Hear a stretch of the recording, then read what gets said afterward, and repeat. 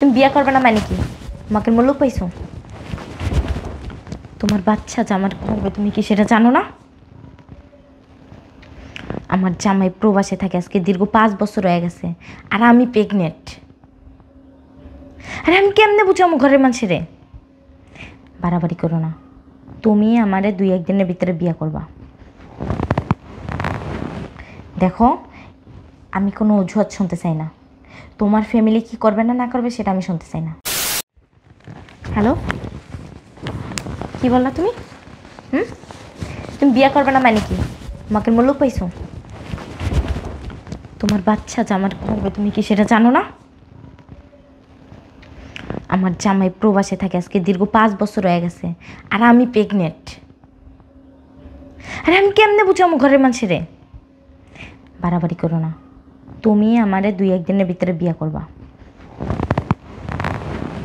দেখো, আমি কোনো অজুহাত শুনতে চাই না। তোমার ফ্যামিলি কি করবে না না করবে সেটা আমি শুনতে চাই না।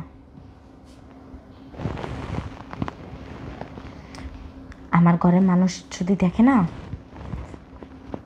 বুঝোই কি হবে, কেলেঙ্কারি হয়ে যাবে। আরে ভাই, তুমি বুঝতেছো না কেন? তুমি আমারে 2-3 দিনের ভিতরে বিয়ে করবা। গোলামের পুত, এতক্ষণ ধরে তোর আমি ভালো কইরা বুঝাইতাছি, তুই ভালো কথার মানুষ না। তুই 2 মিনিটের ভিতরে আমার বাসায় আবি। যদি বাসায় না আস আর আমারে বিয়ে না করস, তোর বাসায় যাই আমি উঠবো। তুই আমার কি বুঝাস রে? তুই বিয়ে না করলে তোর বাপ বিয়ে করবো। শালা, তাড়াতাড়ি আয়।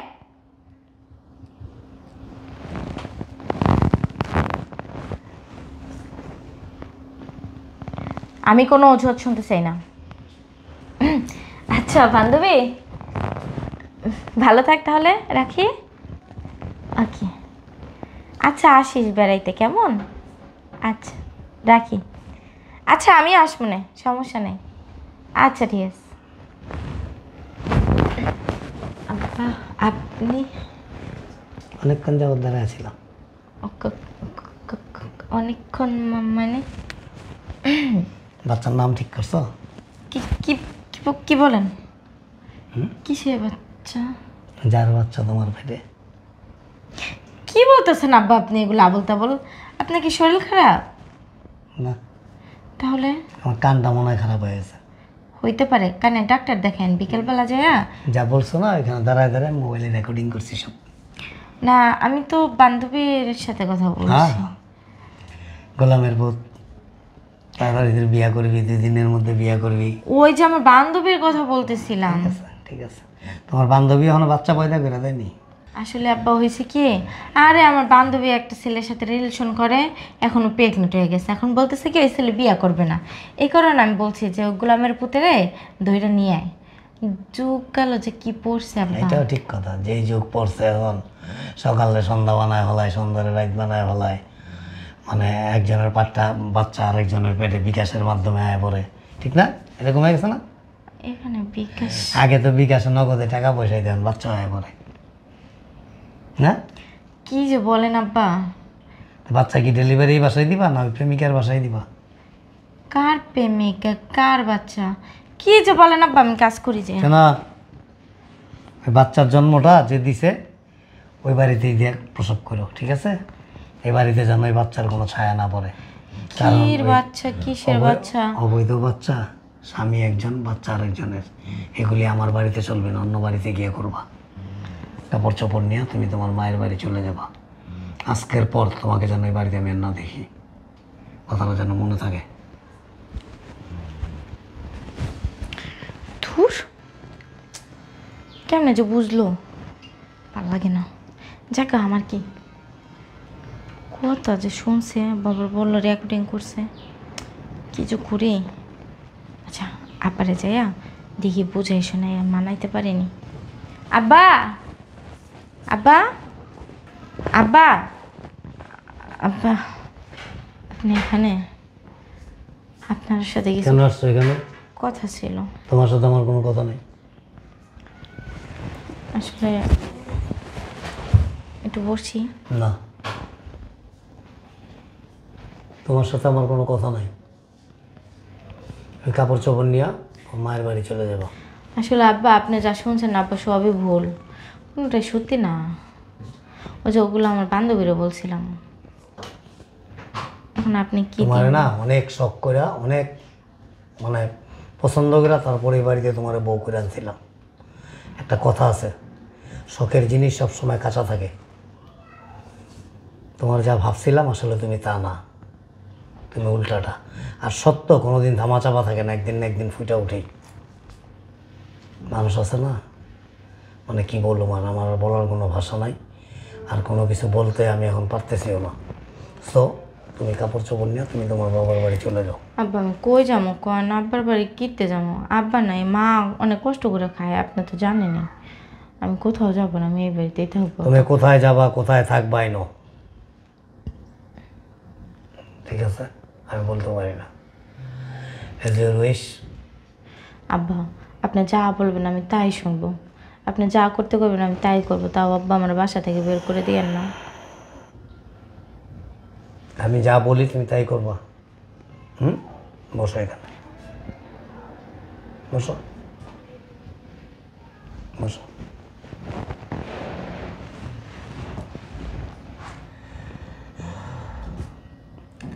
তুমি শুধু প্রথমে আগে আমার কাছে স্বীকার করো, আর স্বীকার না করলে আমার মোবাইলে সব রেকর্ডিং আছে।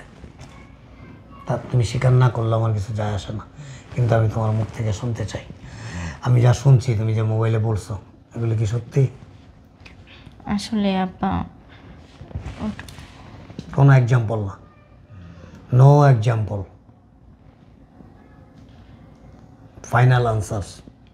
এবার টেল মি নাও প্লিজ, বলো সত্যি, মুখ দিয়ে বলো। হ আসলে আব্বা ভুলবশত হয়ে গেছে, আব্বা আমার মাফ করে দেন এবার মতো।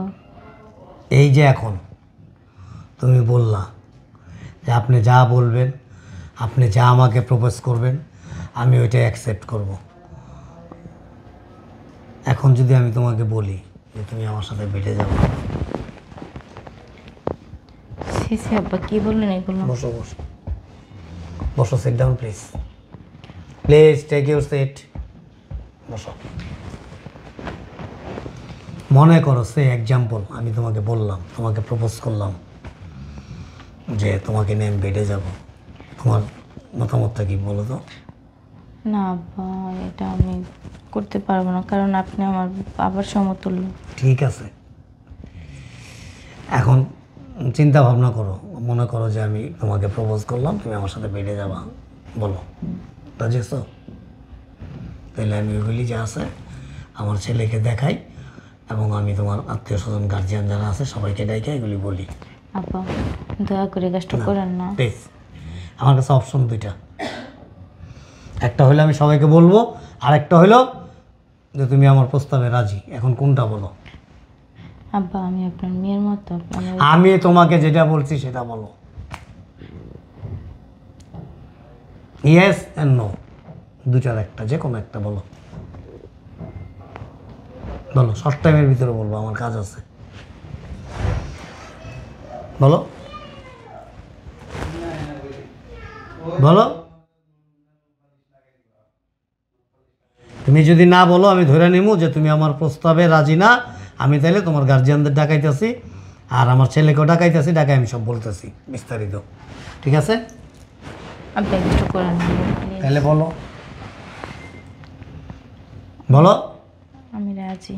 রাজি না? তো আসলে কত বড় বেয়াদব। এই এই আমার দিকে তাকা। আমি কে? শ্বশুর। শ্বশুর মানে কি বাবা।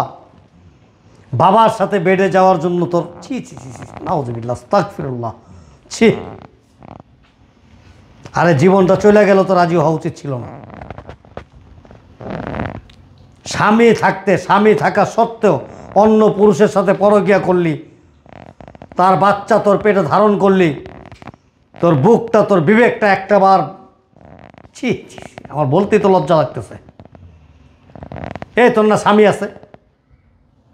হ্যাঁ,